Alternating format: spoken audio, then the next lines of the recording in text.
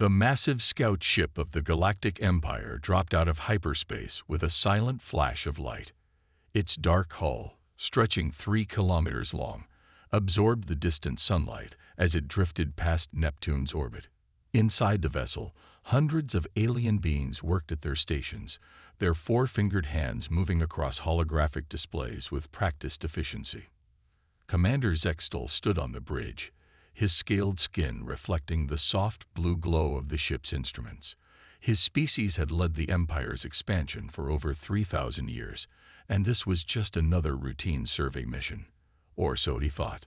"Sir, we've detected the target planet," reported First Officer Yura, her antenna twitching with excitement. "Third planet from the star, just as our long-range scans indicated." Zextal nodded, his black eyes fixed on the main screen. "Begin standard analysis protocols. I want a full report on their technological capabilities within the hour." The scout ship's sensors swept across Earth, gathering data about everything from their power generation systems to their military capabilities. Junior analysts worked quickly, processing the information and formatting it for their superiors' review. "Commander, you'll want to see this," called out Chief Analyst Kren after 40 minutes of scanning. "The humans. They're peculiar." Zextal moved to Kren's station, his clawed feet clicking against the metallic floor. "Explain." "They're at technology level 3.8, still using chemical rockets for space travel, primitive nuclear fusion, and they haven't even colonized their own moon properly." Kren's fingers danced across his console, bringing up more data. "But their information networks are incredibly advanced for their level, and the content they're producing." The analyst brought up intercepted entertainment broadcasts, literature databases, and military documents. Streams of human-created content filled the screens. Science fiction movies showing space battles, books about first contact scenarios, military papers analyzing potential alien invasion strategies, and countless simulations of extraterrestrial encounters. "They've been preparing for us?" Yura asked, leaning in to study the displays. "But they couldn't have known we were coming." Zextal waved his hand dismissively. "No, this is simply primitive entertainment. Their imagination running wild because they lack real space experience." He turned to his communications officer. "File the standard report to High Command. Classification: Level 2 civilization, suitable for standard colonization protocols."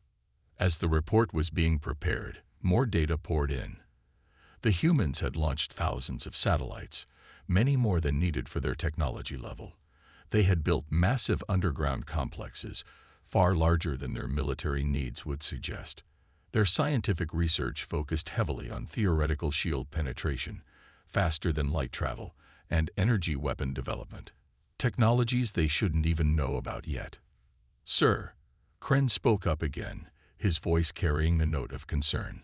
"I recommend we elevate their threat classification. These humans, they've spent centuries imagining and preparing for exactly this situation." "Nonsense," Zextal replied firmly. "They have no energy shields, no faster-than-light capabilities, and their weapons are based on primitive projectiles and chemical explosives. They're exactly where we want them to be for colonization." The commander turned away, missing the worried looks exchanged between his officers. The ship's computer filed its report, categorizing Earth as an easy target for the Empire's expansion. In doing so, it made the same mistake that so many advanced civilizations had made before, assuming technological superiority meant absolute superiority. As the scout ship prepared to return to Empire space, no one aboard noticed the small, automated Earth probe that had been quietly recording their every move. No one saw it power up its experimental quantum transmitter, sending its data back to Earth through subspace, using principles the Empire thought impossible for humans to understand. Humanity's first warning system had worked perfectly. Now, the real preparation would begin. 3 days after the scout ship's departure, the Empire's diplomatic vessel, Peace Through Unity, entered the solar system. Captain Mirak stood proudly on her command deck, her ceremonial robes flowing in the artificial breeze. This was her 100th first contact mission, and she expected it to be as routine as all the others. "Begin standard greeting protocols," she ordered, her translator implant ready to convert their message into Earth's major languages. "Remind these humans how fortunate they are to join our grand empire." The ship's AI prepared to broadcast their usual message about peace, prosperity, and the benefits of submission. But before it could begin, every screen on the bridge lit up with an incoming transmission. The message was repeating on all frequencies, in perfect Imperial Standard language. "We've imagined 1,000 ways this could go wrong. We've prepared for each one. This is your only warning." Captain Mirax blinked her 3 eyes in confusion. "Check the translation matrix. This can't be right." "Captain," her communications officer reported, "the message is being broadcast in all 273 known galactic languages, even extinct ones, even languages we thought were secret to the Empire." The bridge crew fell silent. This wasn't in any first contact protocol they'd studied. A primitive species shouldn't know these languages. They shouldn't even know aliens existed yet. "Run a full tactical scan," Mirax ordered, her confidence wavering for the first time in decades. "Show me their defensive capabilities." The results were puzzling. Earth had no energy shields, no space fleet, no planetary defense grid. Just primitive satellites, a handful of space stations, and millions of pieces of what appeared to be space debris scattered throughout their system. "This must be a bluff," Mirax decided. "Contact Imperial Command. Tell them to send the standard intimidation fleet. 100 warships should be enough to make these humans realize their position." As she gave the order, the ship's sensors detected movement on Earth. In military bases across the planet, massive hangar doors were opening. In orbit, what they had dismissed as debris began to move. From the dark side of the moon, objects started emerging from hidden bases. "Captain," her science officer called out, panic in his voice. "We're detecting quantum fluctuations, millions of them, small but growing stronger." "Impossible," Mirax whispered. "They're at least 500 years away from quantum technology. Our scouts confirmed it." On her command screen, she watched as Earth's response unfolded. The humans hadn't been hiding powerful weapons or advanced shields. Instead, they had prepared something far more dangerous: knowledge. Centuries of science fiction, countless stories of alien invasions, and generations of theoretical defense strategies were now becoming reality. The diplomatic vessel's AI intercepted transmissions between Earth's military commands. They weren't panicking. They weren't surprised. They were executing plans that had been refined and updated for over 100 years. "Captain," her first officer spoke quietly, "I've analyzed their warning message.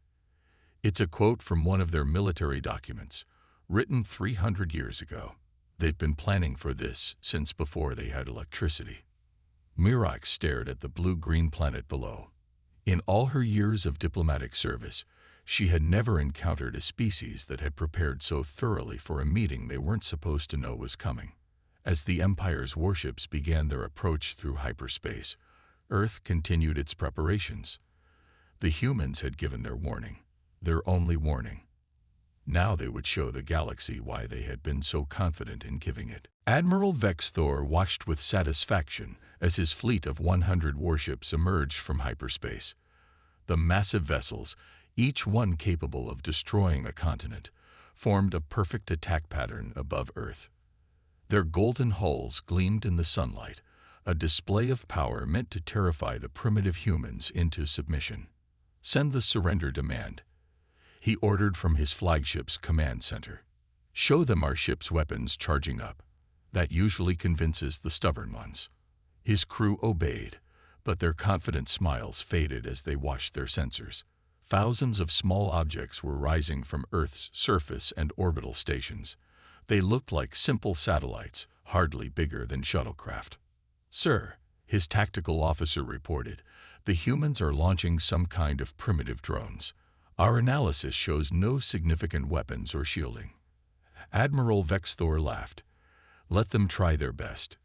Begin the countdown to our first warning shot." But something was wrong. The human drones weren't attacking yet. Instead, they spread out in a complex pattern, forming a web around the Imperial fleet. The Admiral's own daughter had played with more sophisticated toys than these simple machines.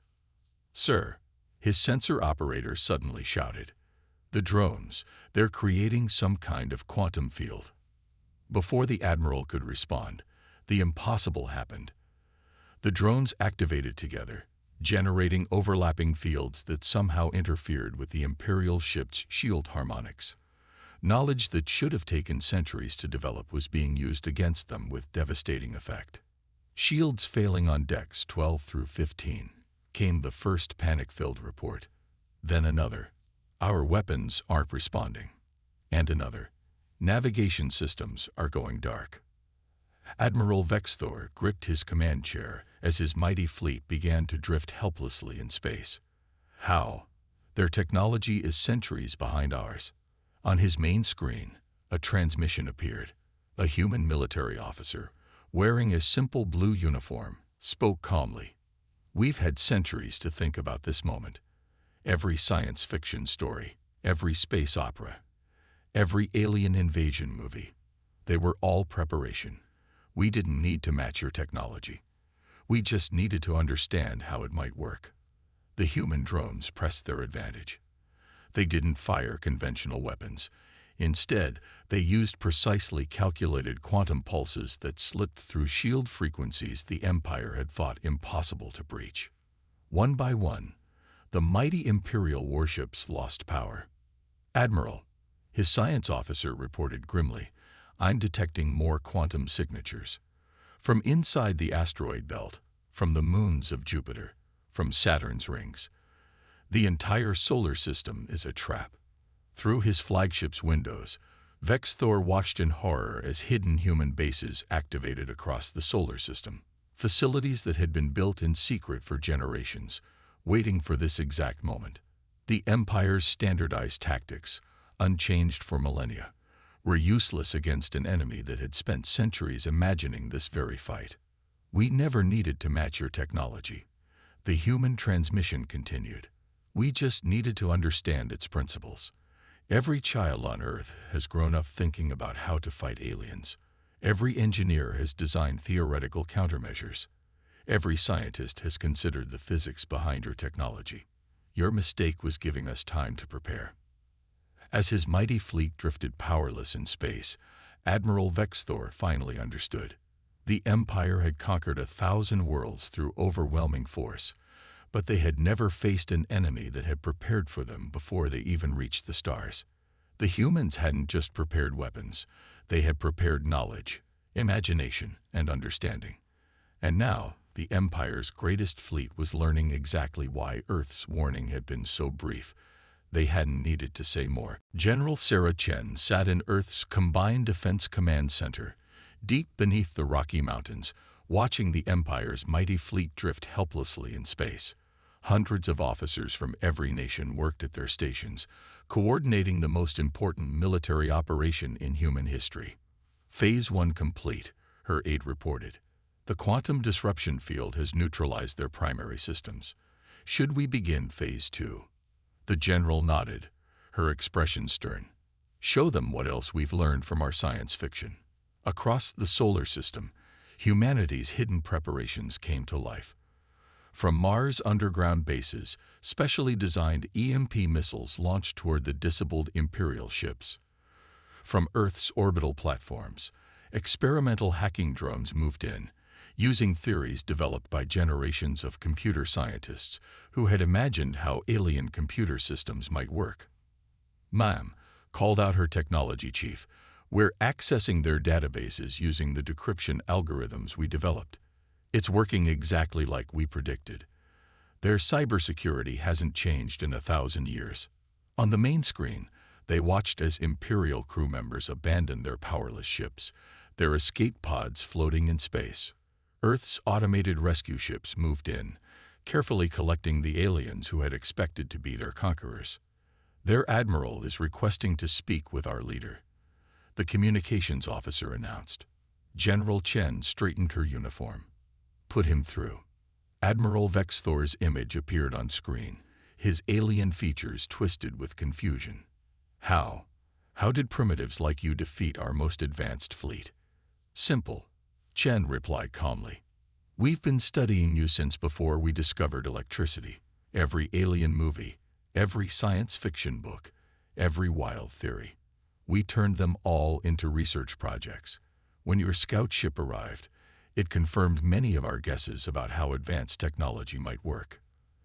The Admiral's three eyes blinked in disbelief. But your technology, you're centuries behind us. In some ways, yes, Chen agreed. But we understood your technology might exist, so we prepared countermeasures. Our quantum disruptors, we developed them by studying theoretical physics. Our hacking systems, based on decades of computer scientists imagining alien computer architecture. We didn't need to match your technology. We just needed to understand its weaknesses. Around them, Earth's forces continued their work. Teams of scientists excitedly studied the disabled Imperial ships, confirming theories that had been debated in universities for generations. Military units trained in zero-gravity combat carefully secured each vessel, using tactics practiced countless times in simulations. Your civilization is unique, the Admiral admitted, his voice heavy with defeat. In all our conquests, we've never encountered a species that prepared for us before they even reached space. General Chen's expression softened slightly. We had something special. Imagination. While you were conquering other worlds, we were imagining thousands of ways this day might come. We turned our fears into preparation, our wild theories into working technologies. The room fell silent as one of the scientists rushed to her side, holding a tablet. General, we've accessed their star charts. There are 15 other civilizations currently facing Imperial invasion, all of them at roughly our technology level. Chen turned back to the Admiral's image, her eyes hard with determination. Now, we have a question for you. How many of those civilizations would join us if they knew the Empire could be defeated? How many would rise up if we shared our preparations with them? The Admiral's face showed the first sign of real fear. He had lost more than a battle. He had given humanity access to the Empire's secrets, star charts, and most importantly, their weaknesses. As the day continued, Earth's forces secured their victory. But for humanity, this was just the beginning.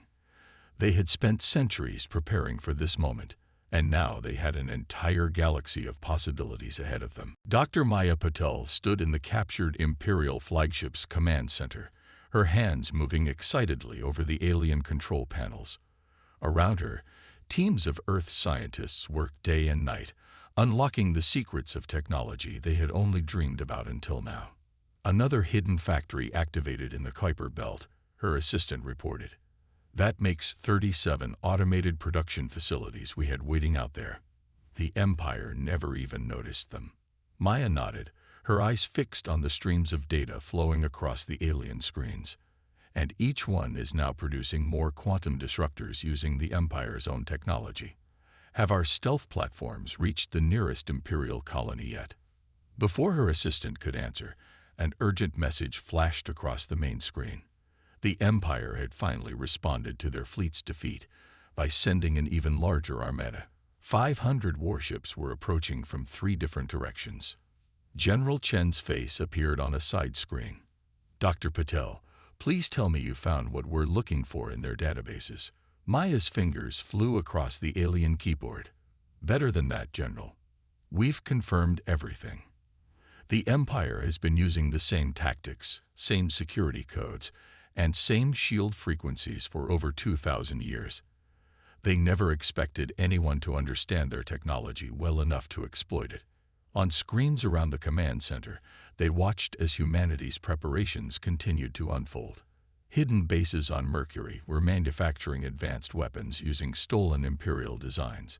The automated factories in the asteroid belt were producing thousands of the small quantum drones that had proved so effective. Imperial ships entering the Oort cloud, announced the tactical officer. They'll be in range in 6 hours. But this time, Earth was more than ready.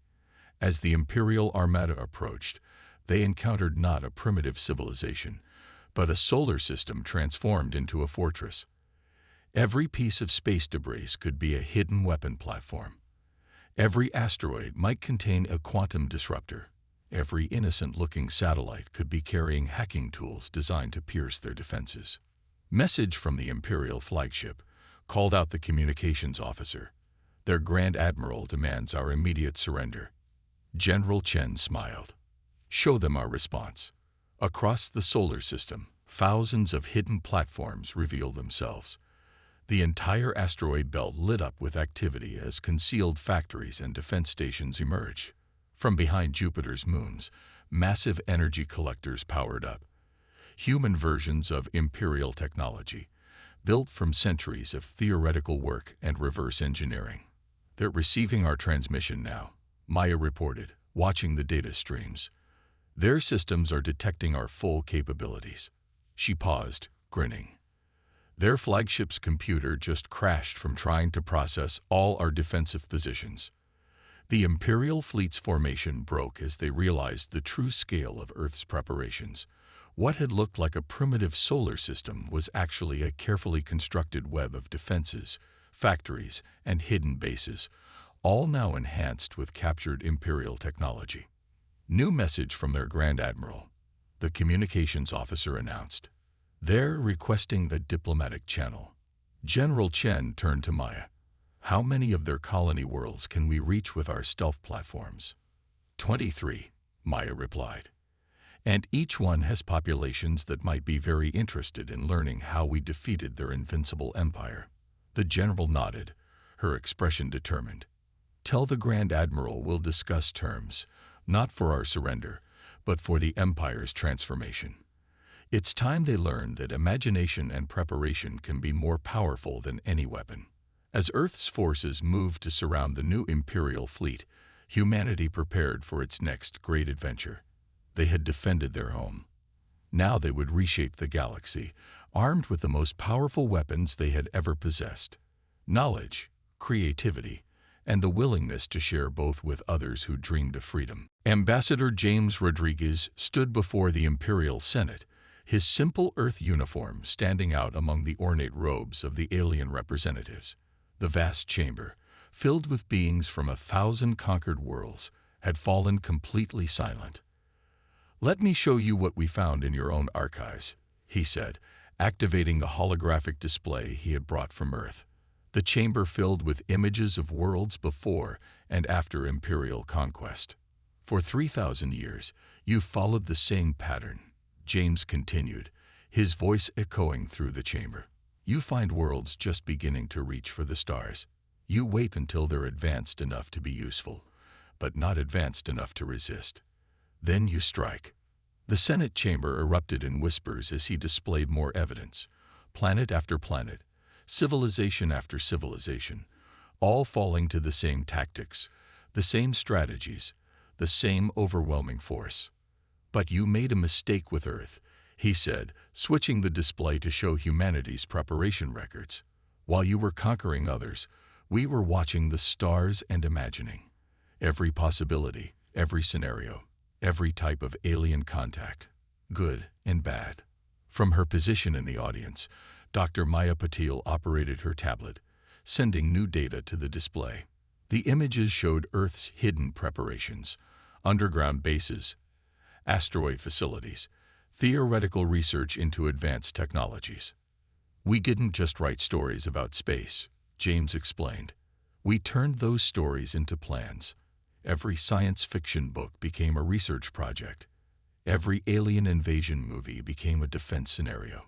We prepared for thousands of possibilities. The chamber's whispers grew louder as he showed them classified Imperial reports. Your own records show it.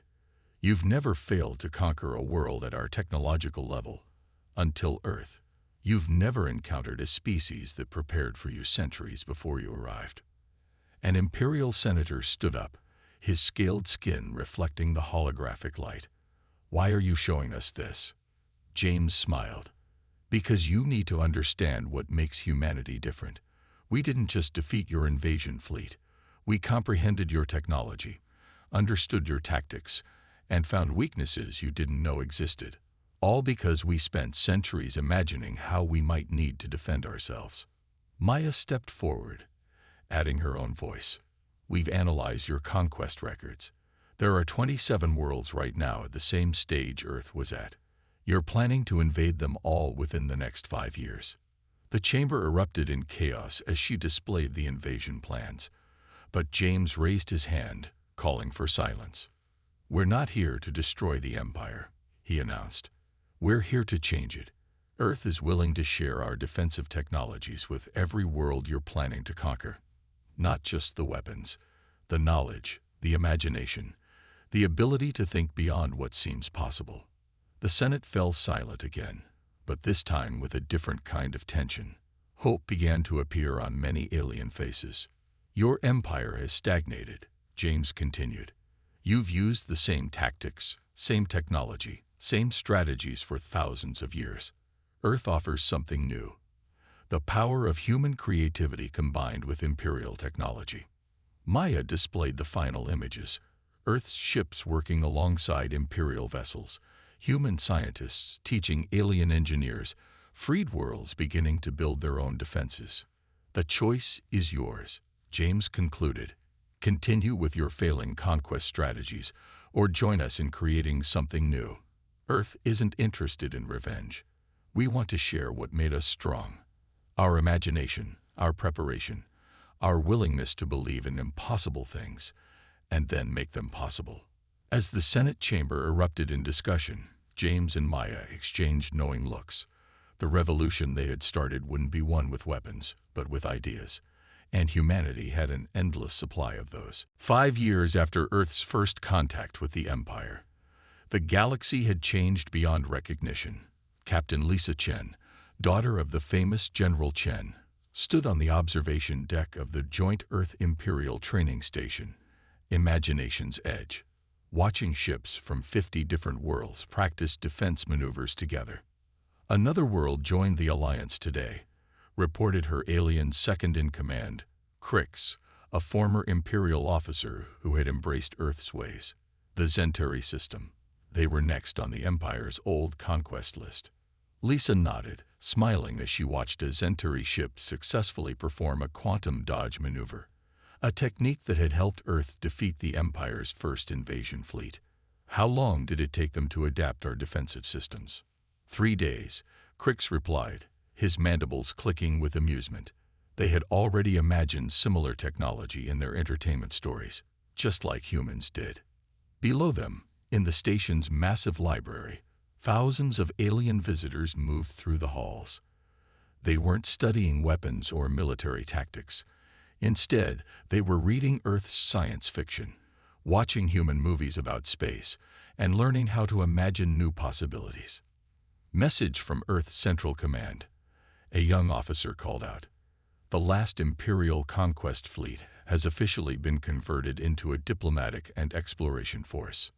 The news brought cheers from the station's crew, both human and alien. The old empire, built on conquest and domination, was officially gone. In its place stood the Galactic Alliance, founded on Earth's principles of imagination, preparation, and shared knowledge. Dr. Maya Patel, now the head of the Alliance's technology sharing program, appeared on the main screen. Captain Chen, you'll want to see this. We're getting reports from across the galaxy. Worlds that were centuries behind us technologically are making breakthrough after breakthrough. The screen filled with images from different planets, alien children designing their own quantum devices, former Imperial subjects creating new technologies, and peaceful ships exploring the stars together. It turns out, Maya continued, grinning, that when you tell people they can imagine something new and actually achieve it, amazing things happen.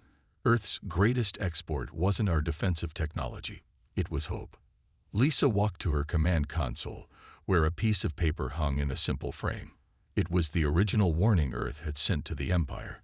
We've imagined 1,000 ways this could go wrong. We've prepared for each one. This is your only warning. Who would have thought, Crix mused, looking at the framed message, that this warning would end up saving not just Earth, but the entire galaxy from stagnation. The station's alert system suddenly pinged. Far at the edge of known space, sensors had detected something new. An unknown form of energy that didn't match anything in Earth's or the Empire's databases. Instead of fear, the discovery brought excitement to the crew. Humans and aliens together began proposing theories, sharing ideas, and preparing for all possibilities. The old Empire would have seen a potential threat. The new Alliance saw an opportunity to learn and grow. "Send a message to Alliance Command," Lisa ordered, watching her diverse crew work together seamlessly. "Tell them we're ready to investigate. We've got 1,000 different ideas about what we might find out there. And we've already started preparing for each one." As their ships moved toward the unknown phenomenon, Lisa couldn't help but smile. Humanity had transformed from a single world preparing for invasion into the heart of a galaxy-wide revolution. They had taught the stars that imagination was more powerful than any weapon, that preparation didn't have to mean fear, and that sharing knowledge was the greatest strength of all. The Empire had set its sights on Earth, expecting an easy conquest. Instead, they had found something far more powerful than their weapons, a civilization that had spent centuries learning to dream, prepare, and inspire others to do the same. It was the end of the old way, and the beginning of something far greater. The stars themselves seemed brighter, filled with endless possibilities, waiting for those who dared to imagine them.